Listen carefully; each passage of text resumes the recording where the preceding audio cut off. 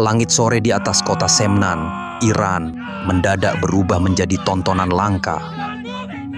Sebuah jejak asap membumbung tinggi, membentuk coretan putih sepanjang puluhan kilometer, disusul titik-titik kecil di ujung horizon. Klip video amatir yang beredar viral itu bukanlah fenomena alam. Itu adalah jejak peluncuran sebuah rudal, lebih tepatnya, rudal berbahan bakar propelan padat dalam format rudal balistik antar benua, Intercontinental Ballistic Missile atau ICBM. Sumber pertama yang menguatkan kabar itu datang dari Mohsen Zanganeh, seorang politisi Iran yang tak asing dengan urusan rudal dan nuklir. Bahasa yang dipilihnya tidak halus-halus amat, pengayaan uranium jalan terus, posisi rudal tak bergeser, dan meski fasilitas nuklir diserang, langkah mundur tak pernah masuk kamus. Alhamdulillah, hingga kini kondisi masih terjaga. Tim diplomatik dan tim nuklir kami terus bertahan. Sampai sekarang, kami belum pernah menghentikan pengayaan uranium. Saya meminta kepada semua agar jangan sampai kita mengubah kekuatan kita menjadi kelemahan. Kita telah dibom, fasilitas nuklir kita telah diserang. Namun, kita tidak pernah menghentikan pengayaan uranium, tidak menyerahkan uranium kepada musuh, dan tidak mundur dari posisi pertahanan rudal kita. Malam sebelumnya, kami berhasil menguji salah satu rudal tercanggih di negara ini. Rudal yang belum pernah diuji sebelumnya dan hasilnya sukses. Maksud saya, bahkan dalam kondisi seperti ini, kita memiliki rudal antar benua. Saat dia dengan santai mengatakan, bahkan dalam kondisi seperti ini, sebenarnya itulah inti dari seluruh pesannya. Kondisi seperti ini yang dia ucapkan adalah situasi di mana Iran dikepung dari berbagai arah, dijepit sanksi ekonomi berkepanjangan oleh Amerika, diancam dengan embargo minyak yang semakin ketat, dijauhkan dari meja-meja perundingan internasional, dan yang paling serius, 3 fasilitas nuklirnya dibombardir oleh Amerika pada Juni lalu. Dalam situasi yang bagi banyak negara lain bisa jadi alasan untuk menyerah, Iran justru memilih untuk melesatkan sebuah rudal yang bisa menjangkau benua lain. Ini seperti seorang petinju yang matanya sudah bengkak dan bonyok, tapi masih bisa melayangkan pukulan yang menggetarkan seluruh arena. Plot twistnya, langit Semnan itu bukan sekedar pamer kekuatan. Ini adalah dress rehearsal untuk babak kedua perang terbuka melawan Israel. Ronde pertama, serangan 12 hari ke kota-kota Israel pada Juni lalu, sudah lewat. Dan sekarang Iran sedang latihan grand finale. Rudal dari dapur Semnan melawan sistem pertahanan pondok besi milik Israel. Ahmad Khatami dalam mimbar khotbah salat Jumat bahkan bersumpah untuk membajak Tel Aviv dan Haifa. Mereka memberitahu kami untuk tidak memperkaya uranium dan tidak memiliki rudal jarak jauh dan menengah. Sehingga jika mereka menyerang, mereka dapat menghancurkan Iran. Orang-orang bodoh ini tidak tahu bahwa kami akan menghancurkan Tel Aviv dan Haifa. Tapi, apakah benar rudal balistik antar benua yang diklaim Iran sanggup menghantam Washington dan Brussels? Secara teknis, rudal balistik antar benua didefinisikan memiliki jangkauan 5.500 km atau bahkan lebih jika dikembangkan dengan maksimal. Artinya, tak hanya Eropa, tapi pantai timur Amerika pun masuk dalam jangkauan. Ingat, Iran punya sejarah panjang dalam penguasaan teknologi rudal, dimulai sejak perang dengan Irak di era 80-an. Mereka belajar dengan cara yang keras, diserang lalu membangun pertahanan mandiri. Kini, dengan 40% anggaran militer dialokasikan untuk program rudal, Iran telah menjadi kekuatan yang tak bisa diremehkan. Data terbaru dari Institut Internasional Studi Strategis menyebut Iran memiliki gudang rudal terbesar di Timur Tengah, lebih dari 3.000 unit, termasuk jenis Shahab 3 dan Gaderha, serta keluarga Khorram Shar dan Emad yang bisa membawa hulu ledak. Terlebih lagi, rudal propelan padat terbaru milik Iran, seperti diklaim Mohsen Zanganeh, membuat garis pertahanan harus berlapis dari endoatmosfer sampai eksoatmosfer. Israel punya lapis itu. Amerika pun punya lapis lebih tebal. Namun tidak ada payung yang sempurna. Kemungkinan bocor tetap ada. Dan dalam perang modern, satu kebocoran saja bisa berarti krisis nasional. Berbekal semua itu, Iran berdiri di panggung dunia dengan sebuah keunggulan yang jarang dimiliki banyak negara, bahwa mereka sangat sulit untuk dikalahkan.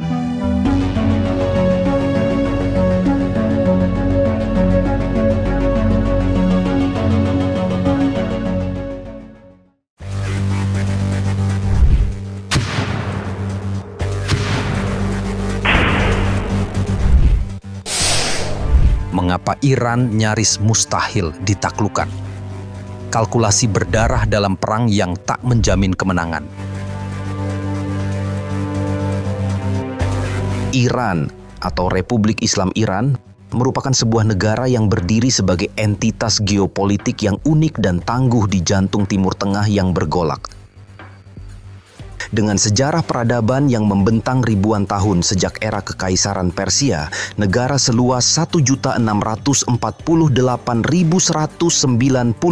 km persegi ini merupakan pemegang cadangan minyak dan gas alam terbesar keempat dan kedua di dunia, serta aktor regional dengan pengaruh yang menjangkau jauh melampaui perbatasannya.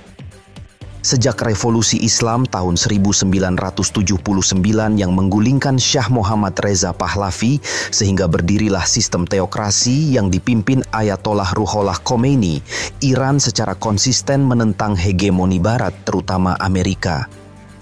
Konsep wilayatul faqih atau perwalian faqih menjadi landasan ideologis negara, di mana kemudian Ayatollah Ali Khamenei menjadi pemimpin tertinggi sejak tahun 1989 yang memegang kendali akhir atas militer dan kebijakan luar negeri.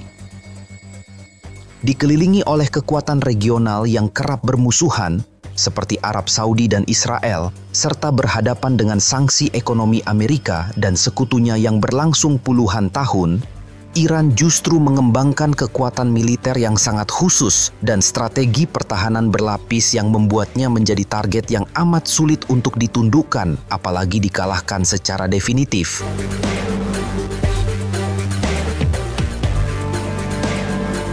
Terdapat 7 alasan mengapa Iran sangat sulit ditaklukkan. Pertama adalah benteng alam yang tidak terkepung.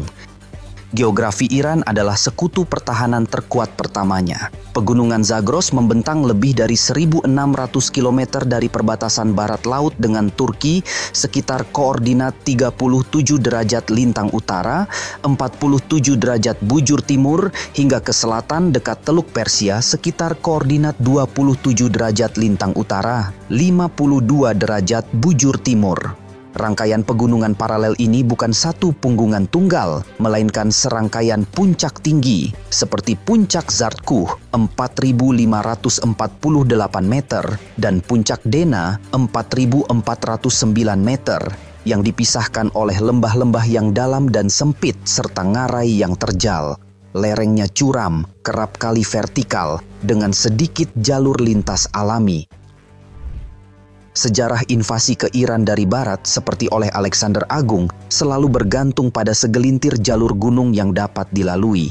Jalur utama seperti celah Asadabad menuju Hamadan, celah Paitak menuju Khorramabad, dan jalur Khorram Shar Ahvaz lebih ke selatan tetapi masih dipengaruhi kaki bukit Zagros, menjadi titik choke point yang sangat mudah dipertahankan.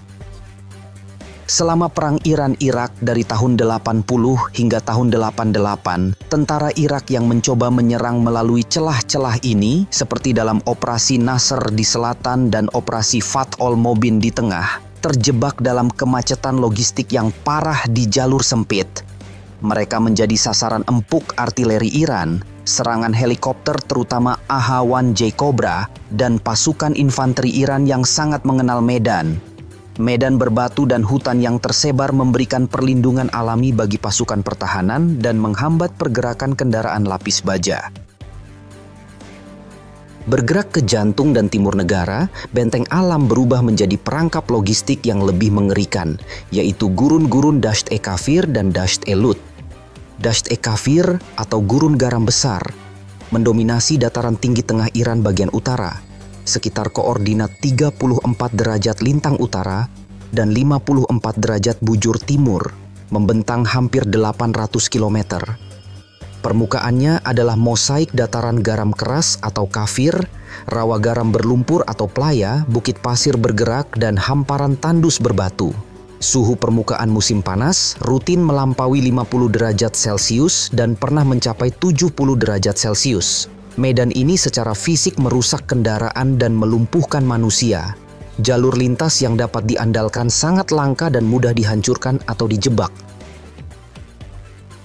Lebih ke tenggara, Dasht Elut sekitar koordinat 30 derajat lintang utara dan 58 derajat bujur timur menaikkan tingkat kesengsaraan.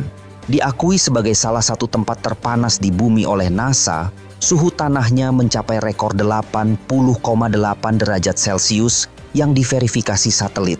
Medannya lebih ekstrem, hamparan luas batu vulkanik hitam atau hamada yang menyerap panas seperti tungku, bukit pasir raksasa, atau kalut setinggi 300 meter, dan dataran garam luas.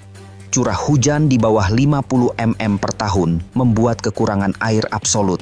Memasok pasukan invasi modern yang membutuhkan ribuan liter air, bahan bakar, amunisi, dan makanan per hari, melintasi ratusan kilometer gurun ini adalah tantangan logistik yang hampir tak terbayangkan.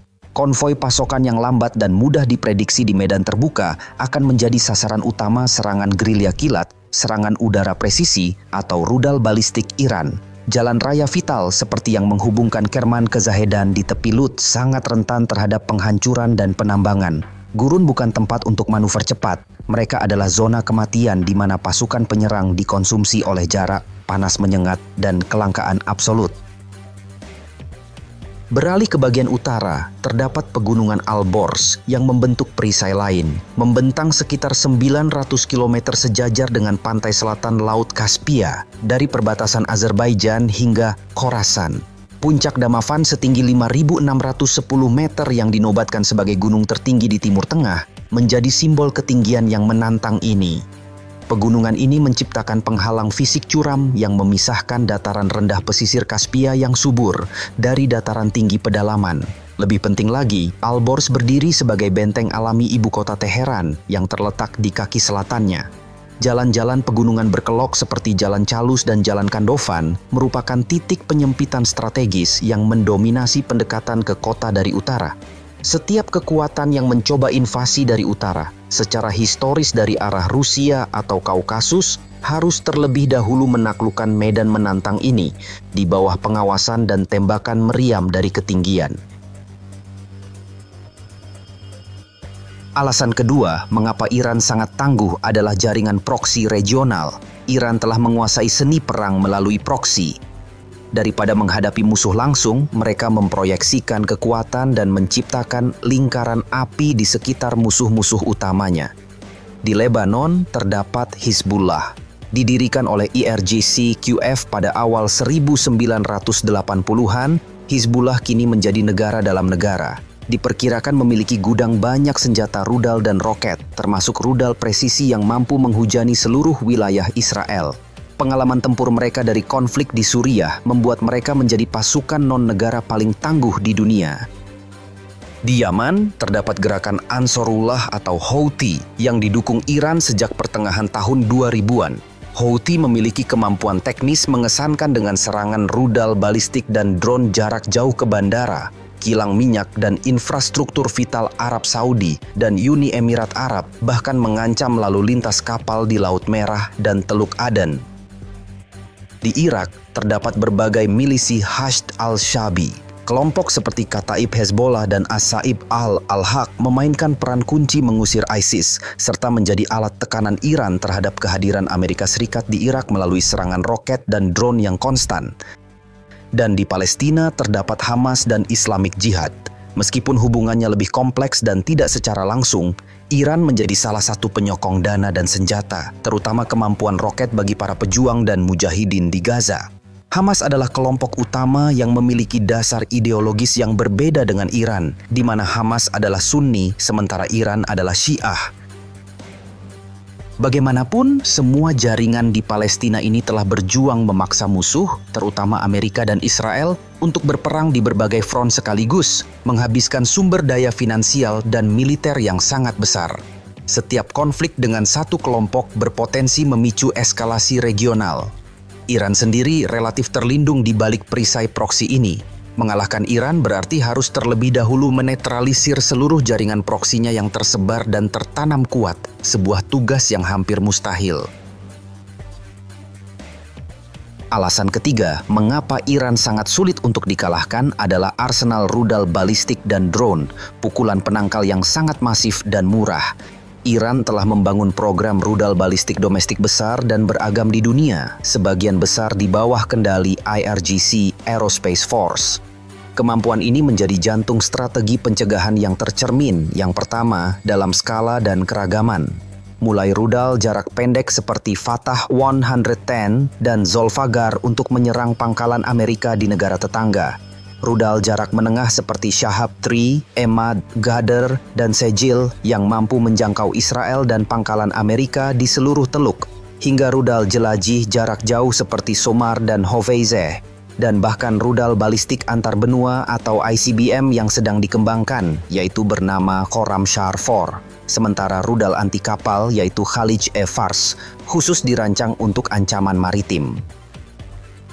Strategi pencegahan yang kedua tercermin dalam doktrin kejenuhan atau saturation dan kelangsungan hidup. Mereka menciptakan rudal untuk diproduksi massal, diluncurkan dari platform bergerak atau silo yang dikubur dan diperkuat, serta tersebar di banyak lokasi. Strateginya adalah membanjiri sistem pertahanan rudal musuh, seperti Iron Dome Israel atau Patriot Amerika, dengan gelombang serangan rudal besar-besaran. Bahkan jika sebagian besar ditembak jatuh, beberapa yang lolos bisa menyebabkan kerusakan dan korban jiwa yang signifikan. Serangan rudal Iran ke sejumlah wilayah di Israel baru-baru ini adalah demonstrasi nyata kemampuan Iran. Strategi pencegahan yang ketiga tercermin dalam revolusi drone, UAV. Iran telah menjadi eksportir dan inovator utama drone militer. Mereka memproduksi berbagai jenis, dari drone kamikaze atau swarming murah dan massal seperti Shahed 136 yang digunakan secara efektif oleh Rusia di Ukraina dan Houthi di Teluk, hingga drone pengintai dan penyerang yang lebih canggih seperti Mohajer 6, Shahed 129, dan Fotros. Drone menawarkan biaya rendah, kesulitan deteksi, kemampuan serangan presisi, dan efektivitas dalam kawanan atau swarm. Iran menggunakan drone ini sendiri dan mengekspornya secara luas ke proksi dan sekutu, seperti Rusia, Yaman, dan lain-lain, mengumpulkan data tempur berharga dan menyebarkan ancaman. Alasan keempat mengapa Iran sangat tangguh dan sulit dikalahkan adalah penguasaan Selat Hormuz. Posisi geografis Iran memberi mereka kendali atas Selat Hormuz, selat sempit yang menjadi jalur paling vital bagi pasokan energi global. Sekitar 21 juta barel minyak per hari, atau sekitar sepertiga minyak yang diperdagangkan melalui laut dan 1/5 pasokan minyak global, melewati selat ini. Iran telah mengembangkan angkatan laut asimetris IRGC Navy yang dirancang khusus untuk mengancam atau memblokir selat ini. Pengembangan angkatan laut asimetris yang pertama adalah strategi swahtan laut atau sea denial. Armada besar kapal cepat rudal atau fast attack craft, kapal selam mini kelas Gadir dan Fateh, ranjau laut canggih, baterai rudal darat ke laut berpemandu seperti Khalij-e-Fars dan Hormuz, serta pasukan komando khusus atau Marine Commandos memungkinkan Iran melancarkan serangan mematikan di perairan terbatas Selat Hormuz. Ancaman menutup Hormuz oleh Iran bukanlah gertakan. Jika Iran menutup selat ini, maka akan terjadi lonjakan harga minyak global yang bisa memicu inflasi parah dan resesi dunia. Biaya ekonomi global yang mengerikan ini menjadi pertimbangan besar bagi kekuatan manapun yang memikirkan serangan skala besar terhadap Iran. Ketahanan internal menjadi alasan kelima tentang kekuatan dan ketangguhan Iran. Iran telah bertahan di bawah sanksi puluhan tahun.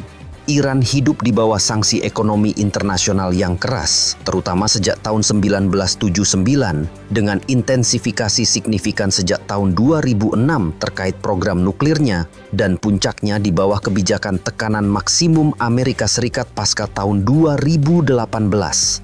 Meskipun sanksi ini menyebabkan inflasi tinggi yang sering terjadi di atas 40%, pengangguran dan kesulitan bagi rakyat, mereka juga memicu adaptasi paksa atas swasembada pertahanan. Karena terputus dari pasokan senjata besar-besaran, Iran membangun industri pertahanan domestik yang luas. Mereka menjadi ahli rekayasa balik, adaptasi, dan inovasi memproduksi secara massal rudal, drone, tank Zulfikar, kapal perang, dan sistem senjata lainnya. Sanksi bukan memperlambat, tetapi justru mempercepat kemandirian militer Iran. Selain swasembada pertahanan, bangsa Iran juga mendorong aparatus keamanan yang kuat dan kontrol sosial. IRGC dan Basij yang merupakan milisinya, serta Badan Intelijen MOIS dan Intelijen IRGC membentuk aparatus keamanan yang kuat dan saling terkait untuk menekan protes internal, seperti protes tahun 2009, 2017, hingga 2018, 2019, dan 2022. Narasi perlawanan terhadap musuh luar seperti Amerika dan Israel digunakan untuk menyatukan pendukung ideologis dan membenarkan penindasan. Meski ada ketidakpuasan publik, rezim telah berulang kali menunjukkan ketangguhannya menghadapi gejolak internal. Alasan yang keenam, mengapa Iran sangat mustahil dikalahkan adalah ambang nuklir atau nuclear threshold. Terlepas dari klaim program nuklir sipilnya, Iran secara sistematis mengembangkan kemampuannya ke ambang negara senjata nuklir. Mereka telah menguasai siklus bahan bakar penuh, termasuk pengayaan uranium hingga lebih 70%, mendekati tingkat senjata 90%, menggunakan IR-6 dan centrifuge canggih lainnya di fasilitas yang dikubur seperti Fordow. Status ambang ini menciptakan strategi bayangan bom. Musuh harus beroperasi dengan asumsi Iran bisa membuat bom dalam waktu singkat jika diputuskan, atau mungkin sudah memiliki komponennya. Ketidakpastian ini menjadi pencegah kuat. Menyerang fasilitas nuklir Iran, seperti serangan siber Stuxnet sekitar tahun 2010 atau pembunuhan ilmuwan seperti Mohsen Fakhrizadeh tahun 2020 adalah operasi berisiko tinggi yang bisa memicu eskalasi besar tanpa jaminan sukses penuh. Dan yang ketujuh atau yang terakhir, alasan Iran sangat tangguh dan kuat adalah diplomasi dan kerapuhan musuh. Iran pandai memanfaatkan perpecahan di antara musuh-musuhnya dan dinamika geopolitik global. Sebagai contoh, persaingan sengit antara Arab Saudi dan Israel, meski sekedar normalisasi, ketegangan antara Turki dan negara-negara Arab, serta ketidakkonsistenan kebijakan Amerika seperti penarikan dari Irak 2011, kesepakatan nuklir JCPOA tahun 2015, dan penarikan Amerika tahun 2018 memberi ruang bagi Iran untuk bermanuver. Adapun soal diplomasi adalah sekutu global alternatif. Ini dapat kita lihat dengan adanya hubungan antara Iran dengan Rusia dan Cina. Dengan Rusia, Iran berhubungan dalam perdagangan senjata dan dukungan di Suriah, ditambah pasokan drone Iran untuk perang Ukraina. Sementara dengan Cina, Iran menjalin kemitraan strategis 25 tahun yang diteken 2021, pembeli minyak utama meski sanksi. Dua hubungan ini memberi Iran sandaran ekonomi dan politik yang kuat. Di sisi lain, Iran juga memainkan permainan panjang. Mereka memahami keengganan Amerika untuk terlibat dalam perang darat yang panjang dan berdarah setelah pengalaman Irak dan Afghanistan serta sensitivitas Israel terhadap korban jiwa sipil. Pada akhirnya, Iran telah membangun sebuah sistem pertahanan nasional yang terintegrasi secara holistik. Kekuatan konvensional hanya sebagian kecil. Ketangguhannya berasal dari jalinan geografi yang menguntungkan, strategi asimetris jenius melalui jaringan proksi, kemampuan pemukul jarak jauh rudal dan drone yang masif dan terus berkembang, penguasaan titik kritis ekonomi global Hormuz, ketahanan internal yang terpupuk di bawah tekanan sanksi, ketidakpastian strategis program ambang nuklir, serta kecakapan memanfaatkan kerapuhan dan persaingan antar musuh. Mengalahkan sistem seperti ini tidak sama seperti mengalahkan pasukan biasa. Mengalahkan Iran berarti menghadapi benteng alam, memerangi jaringan gerilya lintas negara, menahan gempuran rudal dan drone, menanggung risiko krisis ekonomi global, dan berpotensi menghadapi proliferasi nuklir, semua dalam konflik yang akan sangat panjang, berdarah, dan mahal dengan hasil akhir yang tidak pasti.